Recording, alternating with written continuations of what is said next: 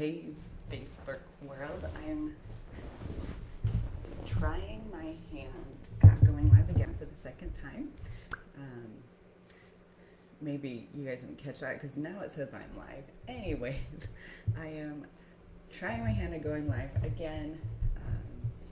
I see some people that I know do it and they make it look so easy. So it really inspires me to jump on and do it again. This time, the topic is on change. And it's January, it's a new year. We're almost done with the new year, right? And so a lot of people have started their New Year's resolutions. Some people may be continuing, and some people may actually um, have relapsed and stopped continuing their New Year's resolution because change is really hard. So I wanted to go over the steps of change. Some of you may already be aware of what steps there are in what is the change model that has been taught in psychology classes for a very long time. So the first step is pre-contemplation. And this is when you don't even know there's a problem. You're just going through life and you think everything is great.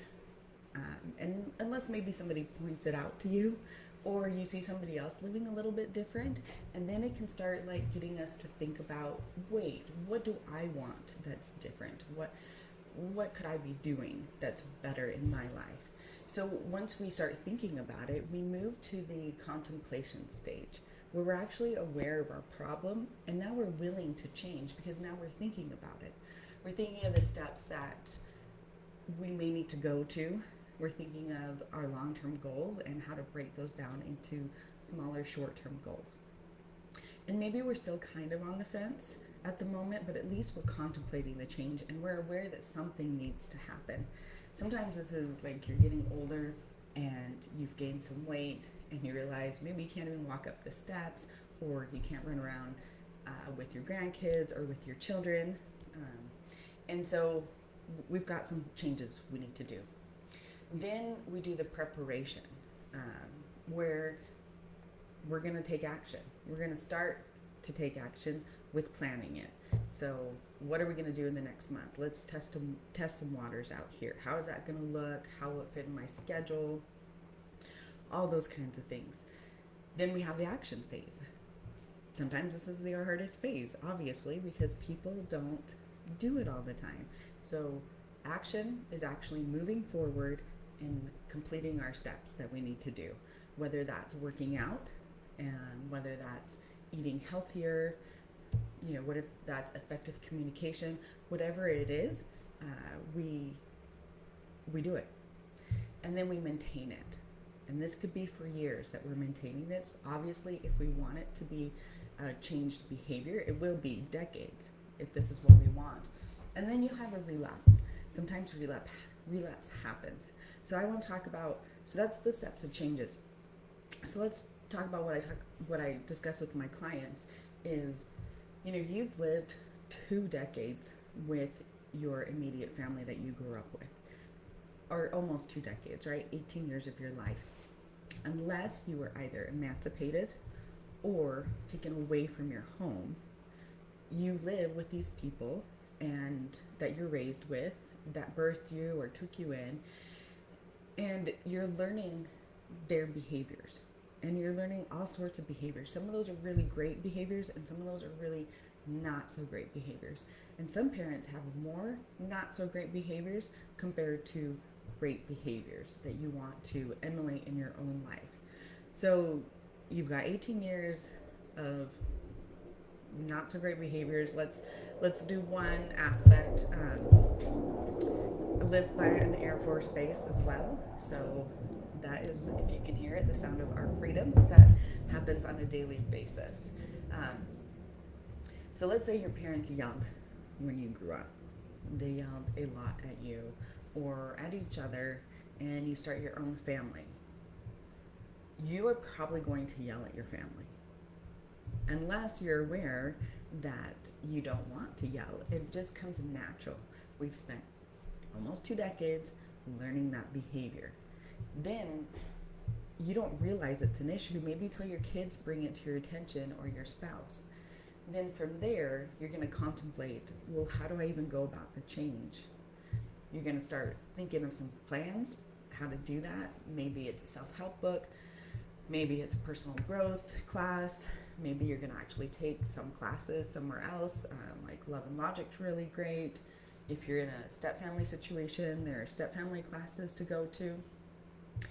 And then you're going to put those steps into action, and then you're going to maintain that behavior.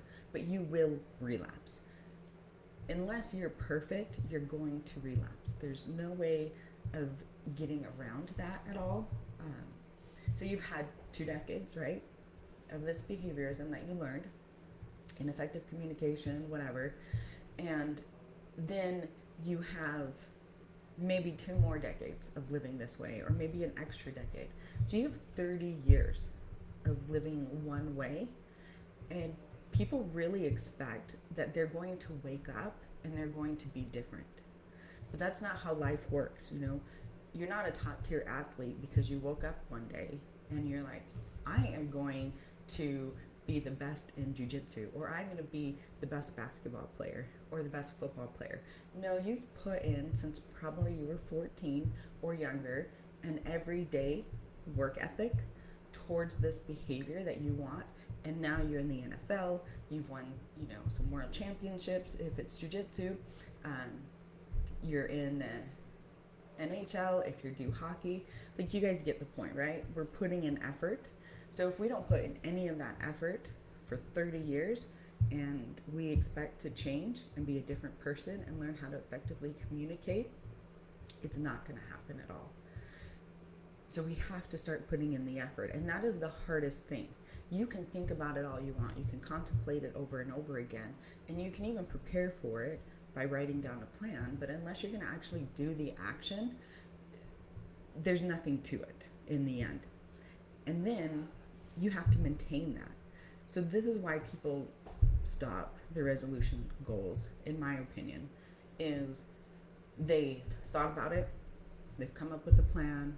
You know, day 1 they're great, maybe 2 weeks they're great, maybe a month they're great, but then all of a sudden maybe some depression sets in and we're not so feeling great after that. Or maybe we've worked out for the last month and we don't really see changes in our body, and so that discourages us. Or let's say you go to a birthday party or a holiday event and you decide to eat some sugar, and then that discourages us because it's really hard for us to get back on track. And so we'll take 2 weeks off, or for some people they'll take 11 months off and then try their hand at it again the following year.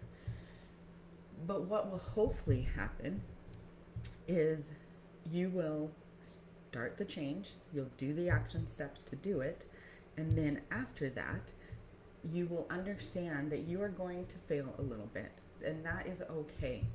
And let's say you do it for a month, whatever it is. Working out seems to be a big one for New Year's resolutions. So you're working out for 30 days, and then you kind of get off track. Let's say you go on vacation or you're a little bit sore, and so you take a week off. Maybe it's 2 weeks off. That's okay. Give yourself some grace. Go back to the gym again, one day at a time. Then maybe you go for another month and you're getting a little sore, or some people come into town, so you stop working out for a little bit. But maybe this time, instead of 2 weeks, it's 1 week that you stopped. Then you get back on track. Then you go for a few more months, get off track for whatever reason, and then, you know, this time it's only 3 days or 4 days. The point is, if you keep going and working towards your goal, the chances of relapse are going to be smaller, and they're going to be less of a relapse in days or hour-wise. But you will have relapse, and that's, I think, sometimes the hardest part for people to understand, is that you're going to fail. Failing is a part of life. But if you don't get back up and do that action again, you're not going to get the life that you want. And really maintaining a behavior is years. It's years of intentional behavioral changes. It's years of thinking positive and thinking towards that goal. And that can be difficult because it's really easy for people to go back to where they feel comfortable, back to where they grew up, back to their old habits. And then you get into a cycle, maybe some depression, maybe some anxiety. If you have PTSD and you have some triggers, that can send you down a dark rabbit hole as well. And these are just things that we need to be aware of, we need to watch. And it's okay to get help. As a therapist, of course, I think it's really great to get help. I really love to watch my clients change for the better. I love that we can talk about their long-term goals, we can break it down into shorter-term goals, and then they can work towards that goal. And then along the way, we talk about our emotions with that, and our feelings, and our childhood, and what shapes our reactions for our life, and how can we change that. And when we start noticing us changing things, then we start knowing what are boundaries, and what are healthy boundaries, and how can we implement those. And sometimes we have to let people go in order to be the people we want to be. And that is okay. That is all part of this change model. When we act a certain way, or we feel a certain way, sometimes we hang out with those people that are in the same rut as we are, that are stuck. And that's okay, because that's where we are. But when we start to change, to become a different person, sometimes we notice that those old people, we have to keep our distance from them. They have to be shedded in order for us to be who we want to be and to move forward. But what you'll find is you'll get new people in your life. New people that are on that same path of change, that want you to succeed and you want them to succeed. And those are the people you want to carry with you on this path of change. And even sometimes those people will go away and you'll get new people. And that's all life is. It is one big learning pathway. And we have so many forks in the road that we can go down, that it is amazing the choices we get. Every day we get to get up and we get to make another choice, and we get to do the changes that we want. And the first thing we do is, when we lie in our bed in the morning, we get to think about positive thoughts, how we're going to go about the day, what's going to make it really great, how are we going to work on our long-term goal today. And then what you'll notice is, if you stick with your long-term goal, in 6 months, you'll look back and you'll see that you're a changed person. In a year, you'll look back. In 10 years, you'll look back and you will love your life, if you can have the motivation to change. And if not, you may need somebody, right? You may need a coach. You may need a therapist. Sometimes maybe just some really good friends around you to help you do those changes. So remember, we have lived almost 2 decades learning behaviors that may not be fantastic. And that's okay. It is the family we were born into. It is the family that we still love. It is the family that we still spend time with, I'm sure of that. But at some point, we need to develop into a better person, not only for ourselves, but for our children, if we choose to have any, and our grandchildren, if our children choose to have any. And that is what life is all about. So when you're looking in the mirror and you're getting really discouraged because you're not seeing the immediate changes you want to see, right? You're not a top tier athlete yet. Give yourself some slack and give yourself some grace, because you will get there eventually. Those stages of change will come, and you'll maintain it, and you can see the difference. And it will be an amazing journey, an amazing experience to look back on. For me, one of the examples of the change model is, I started jiu-jitsu 3.5 years ago, because my husband and one of my sons wanted to go. And I was like, yeah, I'll tag along with you.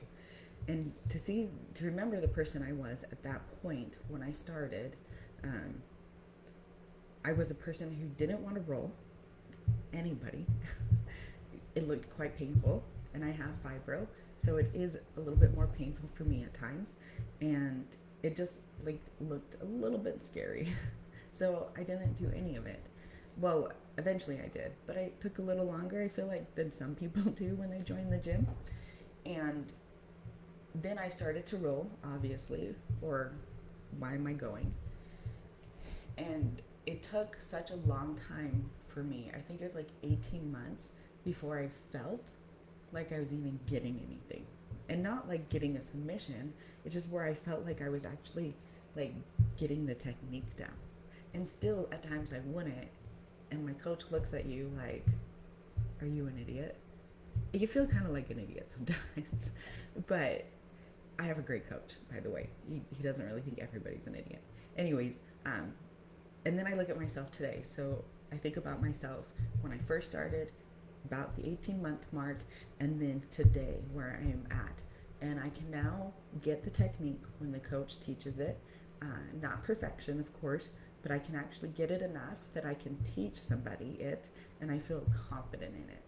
That is a 3.5 year process. That didn't happen the first month that I went, the first 18 months, or the first 3 years. Well, I think it was right around like the 3 year mark is when I started to feel that more confidence that I can teach somebody. And that's how long it takes.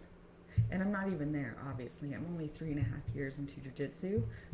I'm sticking with it for decades, so I can be really great at it because I love what it does for me and for my life.